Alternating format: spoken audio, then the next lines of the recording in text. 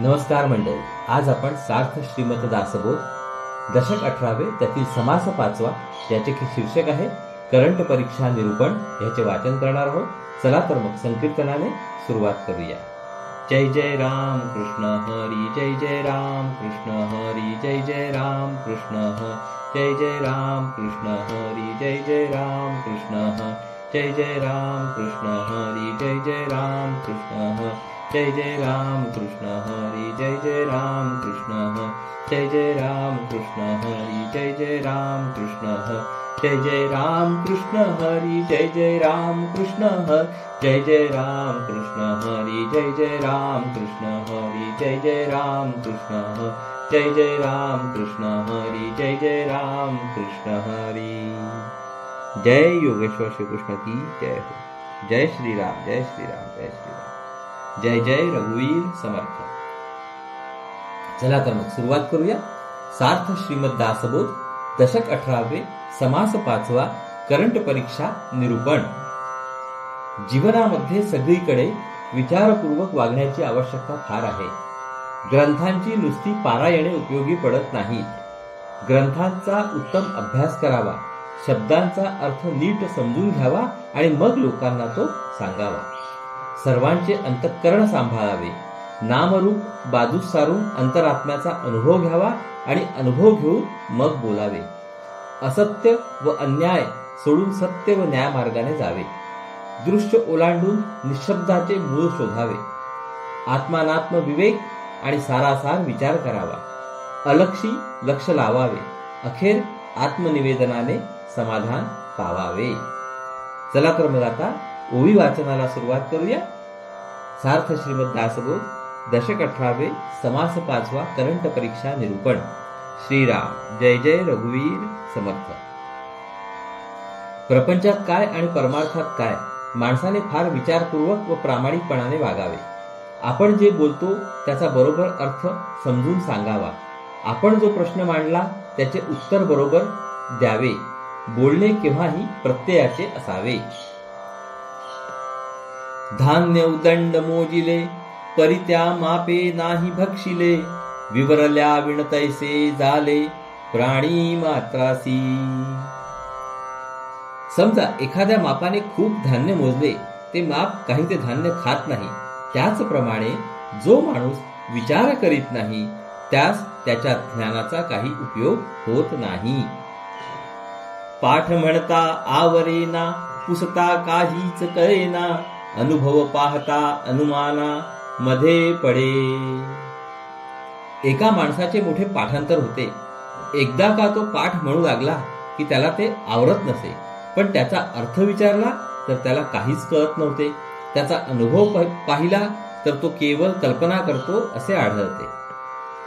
शब्दरत्ने परीक्षावी, प्रत्ययाची पाहून घ्यावी. येरते अवघी सांडावी, एकीकडे. ग्रंथ वाचताना त्यातील शब्दांची नीट परीक्षा करावी. त्यामध्ये जी स्वानुभवाची वचने असतील ती ग्रहण करावी. बाकीचा ग्रंथ बाजूस सोडावा, तो ग्रहण करू नये.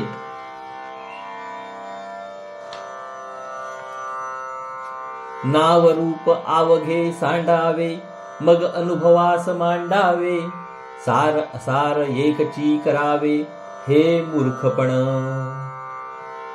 नामरूपांनी भरलेले दृश्य सगळे मागे टाकावे आणि मग अनुभवाच्या मागे लागावे. दृश्य हे असार आहे, अदृश्य अंतरात्मा सार आहे. सार व असार दोन्ही एक करणे मूर्खपणाचे आहे. लेखके कुळ समजवावे, किंवा उगेच वाचावे.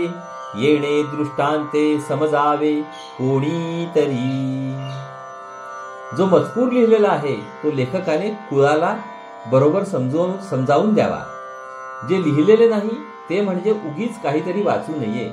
या दृष्टांतावरून प्रत्येकाने योग्य काय ते नीट समजावे. आपण जो ग्रंथ लोकांना सांगायचा तो सांगत असता ग्रंथकाराने जे सांगितलेले आहे तेच आपण सांगावे. ग्रंथकाराला जे अभिप्रेत नाही ते आपण सांगून लोकांची दिशाभूल करू नये. जेथे नाही समजाविस, तेथे आवघी कुसमूस. पुसो जाता वसवस, वक्ता करी. ज्याला एखादा ग्रंथ लोकांना नीट समजावून सांगता येत नाही, त्याच्या सांगण्याबद्दल लोक नाराज होतात आणि वक्त्याला प्रश्न विचारायला जावे तर तो वस्कन अंगावर येतो. नाना शब्द एकवटिले, प्रचिती वीण उपाव केले, परिते अवघेची व्यर्थ गेले, फड प्रसंगी. एखादा माणूस पुष्कळ शब्द बोलला पण त्यांच्यामध्ये प्रचितीचे प्रतिबिंब पडले नाही, तर पुष्कळ समुदाय जमला असता त्याचे सगळे बोलणे अगदी वाया जाते. पसेवरी वैरण घातले, तातडीने जाते ओढिले, तेणे पीठ बारीक जाल आले, हे तो घडेना. हे कसे शक्य होते पहा. जात्यावर दळण चालले आहे. समजा एखाद्याने पशापशाने म्हणजे भसाभस वैरण धान्य घातले आणि भराभर कसे तरी जाते फिरविले तर पीठ बारीक येणे शक्यच नाही.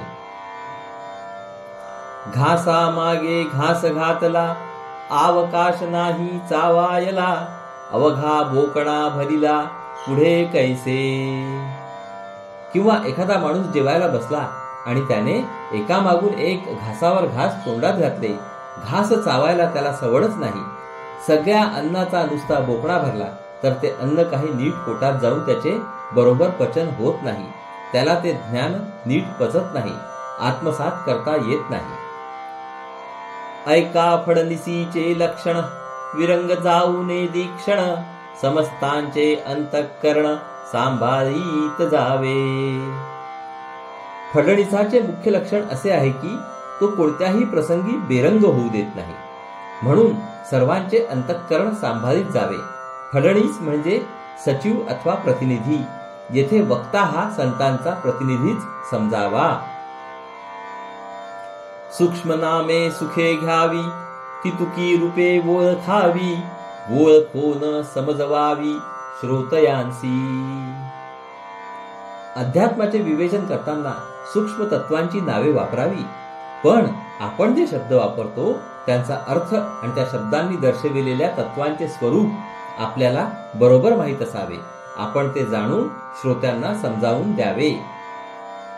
समशा पुरता सुखी होती, श्रोते अवघे आनंदती, अवघे क्षणक्षणा वंदिती, गोसावियांसी. श्रोत्यांची जी समस्या आहे ती जर व्यवस्थितपणे सोडवली तर सर्व श्रोत्यांना आनंद होतो आणि मग सगळे श्रोते वक्त्याला वंदन करतात. समशा पुरता वंदिती, समशान पुरता निंदिती, गोसावी चिणचिण करीती, कोण्या हिशेबे. समस्या सोडवली तर श्रोते वंदन करतात, समस्या सोडवली नाही तर श्रोते निंदा करतात. मग वक्त्याने उगीच चिडचिड करण्याचे कारण नाही. शुद्ध सोने पाहून घ्यावे, कसी लावूनी तावावे, श्रवण मनने जाणावे प्रत्ययासी. सोने शुद्ध पाहून घ्यावे, ते कसाला लावावे, तापवून परीक्षावे. त्याचप्रमाणे श्रवण आणि मनन या साधनांनी प्रत्ययाची परीक्षा करावी. वैद्याची प्रचित येना, वेथा परती होयेना, आणि रागे जावे जना, कोण्या हिशेबे. समजा एखाद्यास काही रोग झाला, त्याने एका वैद्याचे औषध घेतले, त्या औषधाचा काही अनुभव आला नाही, त्याचा रोग बरा झाला नाही, तर इतर लोकांवर राग काढायचा हा न्याय कुठला. खोटे कोठेची चालेना, खोटे कोणास मानेना, या कारणे अनुमाना खरे आणावे. जे खोटे असते ते कुठेच चालत नाही, ते कुणालाच आवडत नाही. या कारणाने जे खरे आहे त्याचेच प्रतिपादन करावे.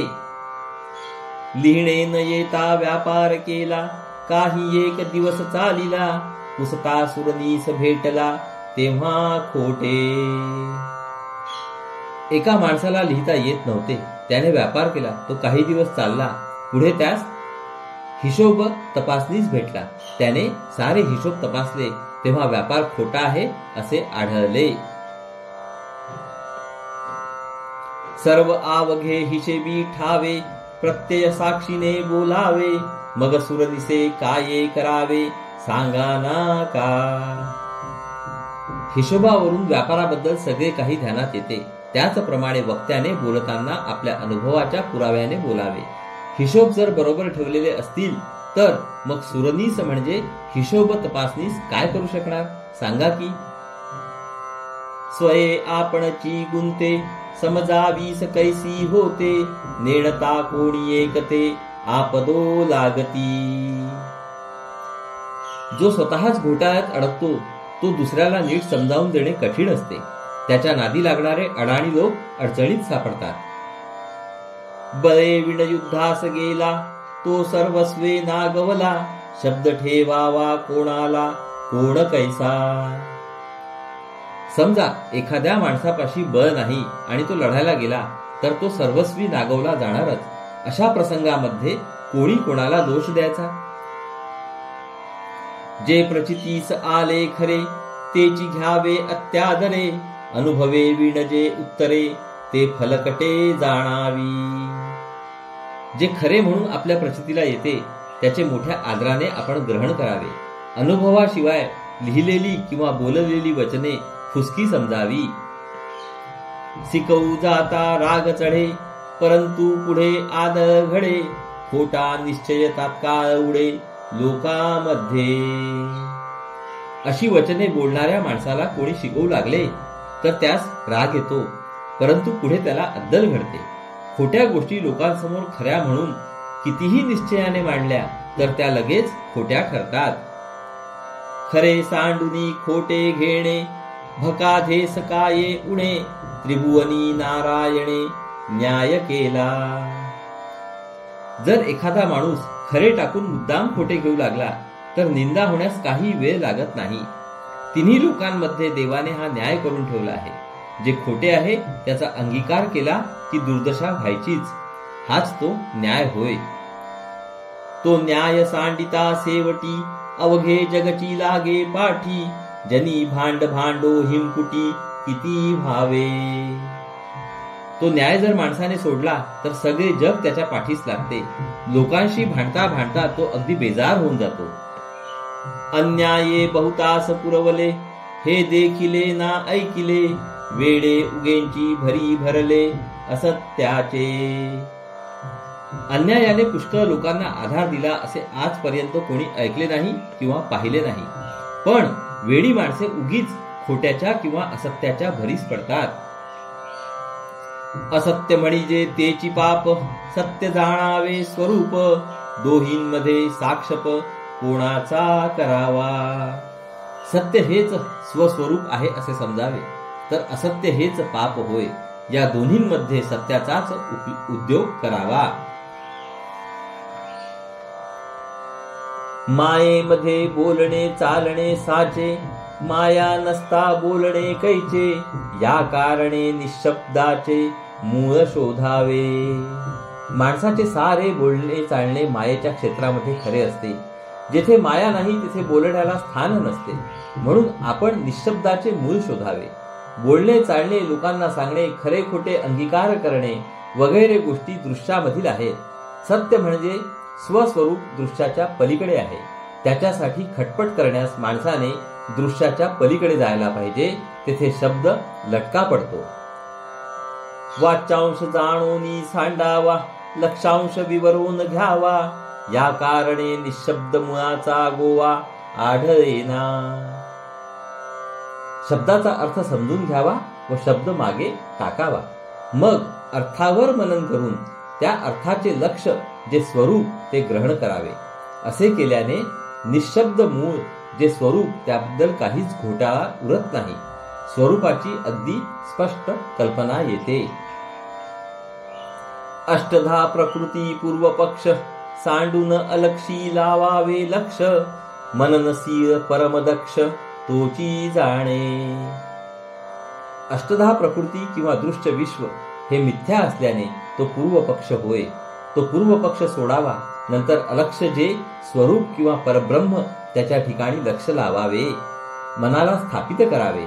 जो अतिशय दक्ष व तत्पर असून मननशील आहे त्यालाच हे कसे करावे ते समजेल.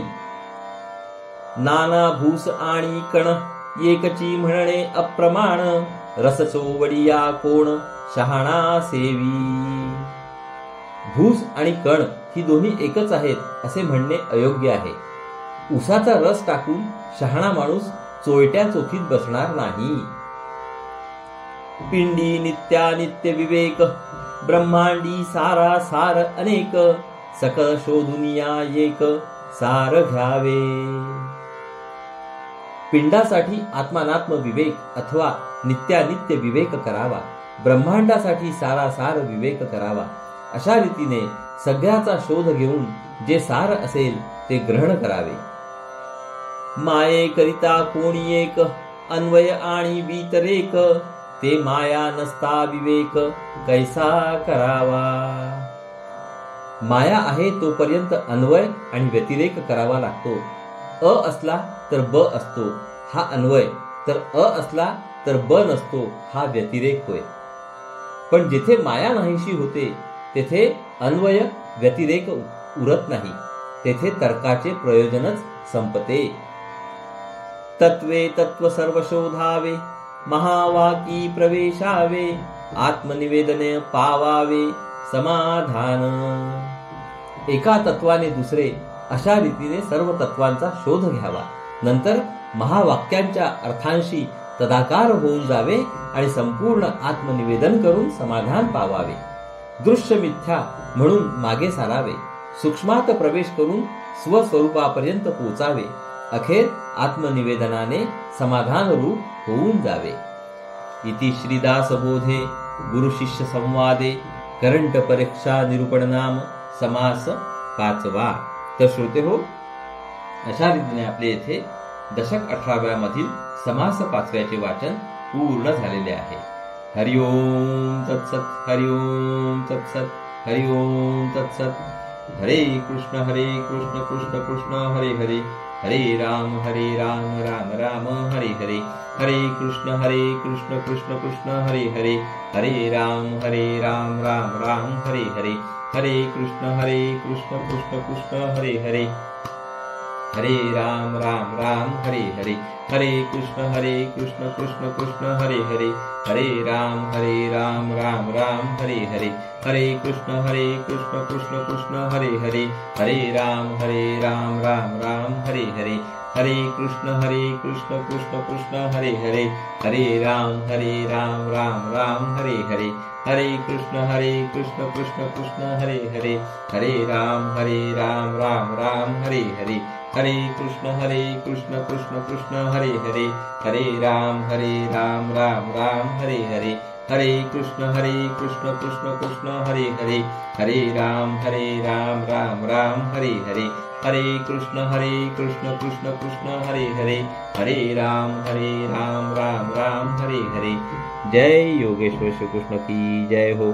जय श्रीराम, जय श्रीराम, जय श्रीराम, जय जय रघुवीर समर्थ. चला तर मंडळी, पुढील भागात परत भेटूया. नमस्कार. हरिओम हरिओम.